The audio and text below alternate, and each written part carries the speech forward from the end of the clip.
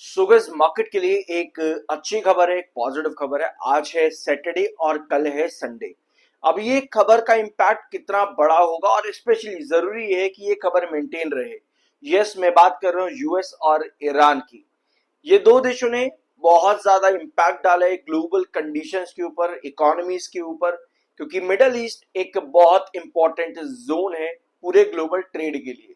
लेकिन सुजला energy limited को क्या फायदा या क्या नुकसान? मार्केट जिस डायरेक्शन पर है उसी डायरेक्शन पर मेजॉरिटी ऑफ इक्विटीज आपको आज के डेट में चलते देखने को मिले। इनफैक्ट लास्ट का सेशन अगर आप लोगों को याद होगा तो लास्ट के सेशन में 10:30 बजे मार्केट काफी अच्छा रिकवर हुआ। काफी काफी सारे स्टॉक्स आपको बुलिश एनगल्फिंग कैंडल बनाते भी देखने को मिले।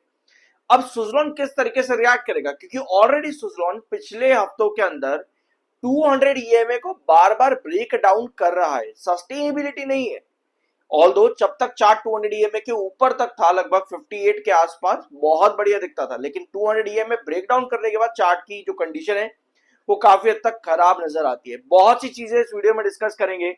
मार्केट एक्सपर्ट्स के ओपिनियन भी देखने को मिल रहे हैं।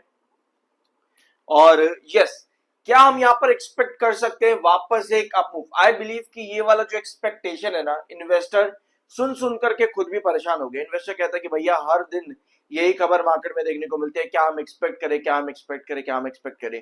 अब मार्केट एक्सपर्ट्स का कहना है कि क्या ये मल्टी बैगर रैली जो कंपनी ने आज तक दी है 2020 से लेकर के शुरुआत करोगे अगर आप कंपनी की, तो कंपनी ने रिटर्न्स बहुत तगड़े दिए। लेकिन अब वो बात है ना कि 2 साल से स्टॉक में कोई बड़ा मोमेंटम नहीं आया। स्टॉक 2 साल से काफी ज्यादा करेक्ट हो चुका है, कोई बड़ा मोमेंटम नहीं है। तो अब यहां पर आता है मार्केट एक्सपर्ट्स का ओपिनियन। मार्केट एक्सपर्ट्स का कहना है कि मोमेंटम थीम यहां पर खो चुकी है इस सेक्टर के अंदर। सुजला एनर्जी लिमिटेड ने जो रिटर्न्स दिए 2024 सितंबर के महीने तक, अब कहीं ना कहीं वो जो थीम है, जिस थीम पर इस सेक्टर ने या विंड एनर्जी ने इतने बढ़िया रिटर्न दिए, वो थीम कहीं ना कहीं खो गई है। आइनॉक्स बीसी पार्ट इसी बिजनेस का पार्ट है, मतलब इसी सेक्टर का पार्ट है। सुजलॉन भी, दोनों विंड एनर्जी और दोनों की थीम कहीं ना कहीं यहाँ पर मिसिंग है। दूसरा पॉइंट आता है कि भैया इस थीम का पार्ट 2021 से लेकर के 2024 तक रेलवे सेक्टर भी बना रहा। मतलब रेलवेज में आईआरएफसी, आरवीएनएल, इरेडा भी इनफैक्ट अगर आप लेकर के चलोगे, मेजॉरिटी पीएसयूज में अगर आप लेकर चलोगे, तो इस टाइम पर इन सभी ने बहुत बढ़िया रिटर्न दिए। बट अब ये थीम क्या मिसिंग है? तो यही मार्केट एक्सपर्ट्स का यहाँ पर पहला पॉइंट आता है कि जो टाइम पीरियड इन सभी कंपनीज ने बिताया, रेलवेज हो या सुजलॉन हो या डिफेंस सेक्टर भी काफी बढ़िया रिटर्न देकर के गया था इस टाइम के अंदर, बट अभी मिसिंग है यहाँ पर। तो क्या थीम खत्म हो चुकी है? तो कहीं ना कहीं ये आंसर आता है कि ये थीम यहाँ पर खत्म हो चुकी है। जो थेमेटिकल बेसिस पर रिटर्न मिले थे वो टाइम पीरियड अभी यहाँ पर नहीं वापस आ रहा है। और इनका यही कहना है, ऑलमोस्ट अगस्त 2024 के आसपास तक रिटर्न्स तो मिले थे, बट अब उतना तेजी एक तरफा अब ट्रेंड के अंदर शायद ना मिले। स्टॉक उतना तेजी से एक तरफा अप ट्रेंड आपको नहीं मिलेंगे, ये कहना है यहां पर मार्केट एक्सपर्ट्स का। भले ही आपको ग्रेजुअल रिटर्न्स यहाँ पर ग्रेजुअल ट्रेंड देखने को मिले अपसाइड में, लेकिन एक्सप्लोसिव बूम वाली सिचुएशन अभी खत्म के बराबर यहां पर हो चुकी है सुजला एनर्जी लिमिटेड में, ये एक्सपर्ट्स का मानना है। अब देखो, ग्रेजुअल और एक्सप्लोजन की बात यहां पर हो रही है। एक्सप्लोसिव मींस कि भैया तेजी आ रही है, क्योंकि जब सुजला एनर्जी लिमिटेड 2023 से 24 तक रन दे रहा था, उस टाइम पर इसमें फ्लैट पैटर्न्स थे चार्ट्स के ऊपर। लेकिन आज की डेट में चार्ट पैटर्न आपके कैसे, रिकवरीज आपको मिलती है, ब्रेकआउट्स आपको मिल जाते हैं, लेकिन ग्रेजुअल बेसिस पर। जैसे कंपनी ने एक रिटर्न यहां पर दिया, एक छोटा रिटर्न इधर भी दिया, एक छोटा रिटर्न इधर भी दिया, उसके बाद से लगातार फॉल पर है। यानी कि एक तरह से बहुत बड़ी तेजी कॉन्टिन्यूस में आपको नहीं मिल रही है। ट्रेंचेस में आपको मोमेंटम नजर आता है, उसके बाद में वापस से जब फॉल बनता है तो वो भी एक तरफा ही देखने को मिलता है। तो कोई बड़ा मोमेंटम यहाँ पर कैरी नहीं कर रहा है। अब ये जो ब्लैक लाइन आप यहाँ पर देख रहे हो, ये आपका 200 ईएमए है। हम लोगों ने एक चीज डिस्कस करी थी कि अगर मेरी एंट्री सुजला एनर्जी लिमिटेड में 42 के आसपास है और अगर ये 200 ईएमए तोड़ता हुआ, स्पेशली वैसे 50 का प्राइस भी आपका है, ठीक है, 200 ईएमए अगर तोड़ता है तो आपके पास सबसे पहले 51 वाले एग्जिट करते देखने को मिलेंगे। लेकिन अगर मेरी बाइंग 42 पे और 50 का लेवल अगर ये तोड़ता है, दैट मींस कि आपके 200 ईएमए इस ब्लैक लाइन के पूरा नीचे कंसेक्यूटिवली अगर गिरावट आती है, तब सबसे पहले आपको 42 वाले प्रॉफिट बुक करते देखने को मिलेंगे। क्योंकि भैया 42 से 52 के बीच में 200 ईएमए जो यहाँ ऊपर बैठा हुआ है ना, ये यहां से गिरना कॉन्जिक्यूटिवली बेरिश ट्रेंड को इंडिकेट करता है। ऑल्दो अभी भी 200 ईएमए के नीचे, दैट मीन्स की 53.26 जो कि आपका बहुत इंपॉर्टेंट बेस था, ये आपका रिजेक्शन है जो अच्छा सा नजर नहीं आता। दैट मीन्स कि अगर ये रीटेस्टिंग करने को भी जाता है यूएस ईरान की सिचुएशन कि भैया हम बातचीत करेंगे, पता है आप लोगों को ये खबर आज की तरह है कि हम बातचीत करेंगे, सुबह से इन्होंने कोई अटैक नहीं किया एक दूसरे के ऊपर, ये अपडेट मार्केट के अंदर स्टेबल रहती है ना, अगर एक हफ्ता 2 हफ्ता भी रह गई तब भी हम एक्सपेक्ट कर सकते हैं 200 ईएमए के ऊपर वापस आने की। लेकिन कुछ भी चीजें यहां पर वापस से बिगड़ी तो भैया मार्केट वापस रिएक्ट करेगा। सेंसेक्स ने क्या किया, 75,500 और 600 के करीब आकर के वापस से बेस लिया सेंसेक्स ने। अब भैया बेस लिया है तो वो एक इंपॉर्टेंट ट्रेंड है और मार्केट में खबरें भी बेस के हिसाब से कई बार बदल जाती है।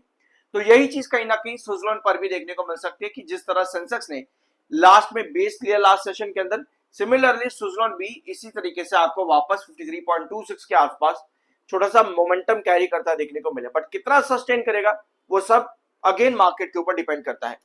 सब्सक्राइब कर देना, आई एम NISM सर्टिफाइड। अब आते हैं आपके नेक्स्ट पॉइंट के ऊपर।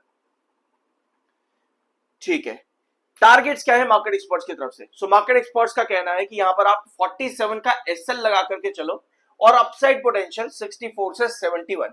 ये जो 64 और 71 है ना, ये मेजॉरिटी ऑफ ब्रोकरेज हाउसेस और मार्केट एक्सपर्ट्स के कई बार देखने को मिला है स्विट्जरलैंड एनर्जी लिमिटेड के अंदर।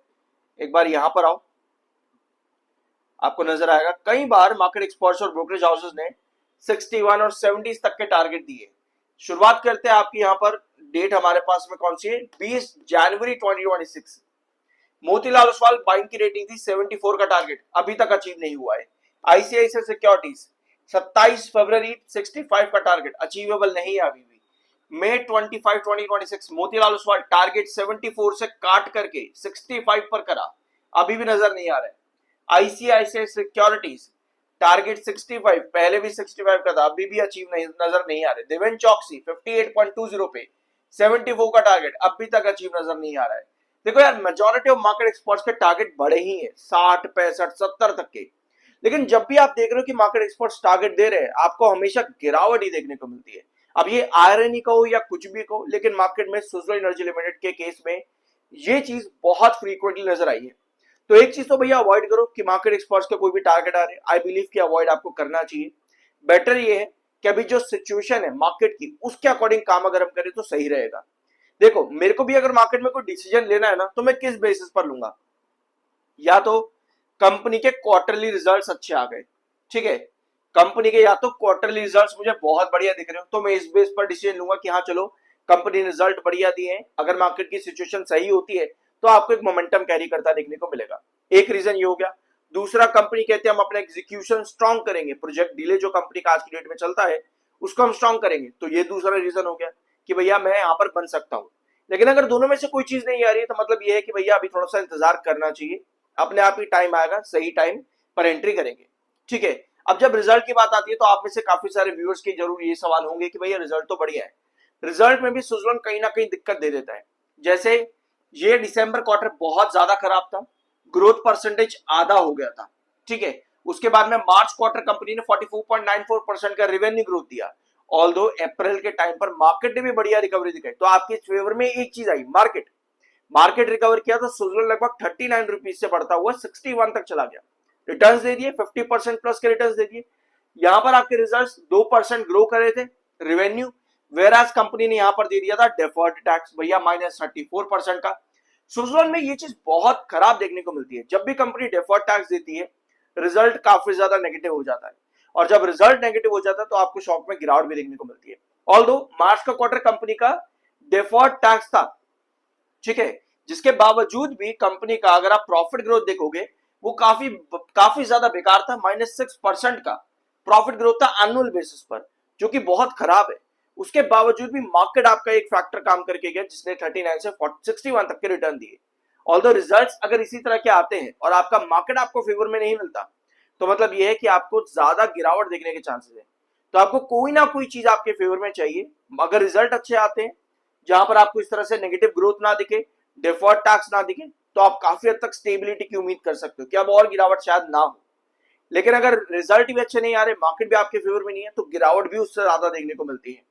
आई होप ये पॉइंट आपको यहाँ पे समझ में आया होगा। जून की होल्डिंग भी आ चुकी थी, लास्ट वीडियो में हमने उसको डिस्कस भी किया था। एफआईआईज और डीआईज ने बड़ी खरीदारी करी यहाँ पर 24.15 11.12% आपके एफआईआईज और डीआईज आए। प्रमोटर ने 0.03% की सेलिंग करी और पब्लिक ने भी कुछ ना कुछ माल यहाँ पर बेचा है। ऑल दो ये टाइम पीरियड के अंदर स्टॉक ने रिटर्न भी काफी बढ़िया दिए। यही टाइम पीरियड था कि कंपनी का कितना 1 अप्रैल से लेकर के लगभग 30 जून के बीच का टाइम था और इसी टाइम पर कंपनी ने रिटर्न भी दिए।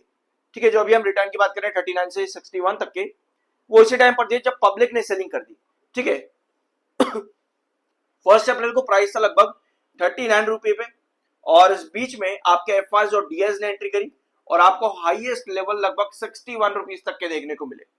तो जिस टाइम पर आपके जो है यहाँ पे एफआईआईज और डीएस ने खरीदारी करी, पब्लिक बेच करके गई, उस टाइम पर सबसे ज्यादा फायदा आपके एफआईआईज और डीएस ने लिया।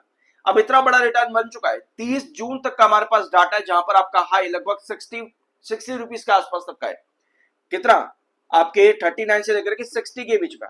तो कहीं ना कहीं एफआईआईज और डीएस ने अगर इसके बाद में रीबाउंड करते हुए सेलिंग करी होगी तो हो सकता है कि इस उम्मीद पर आपके पब्लिक होल्डर ने जरूर एंट्री करी होगी, ये हो सकता है।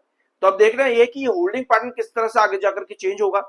क्या वापस से आपको गिरावट देखने को मिलेगी यहाँ पर एफआईआईज और डीएस ने क्या वापस से एक हायर रेंज पर जाकर के सेलिंग करी और पब्लिक क्या फिर से वहां पर जाके खरीद के बैठ गई, ये देखना बहुत ज्यादा जरूरी होगा आने वाले होल्डिंग पैटर्न पे।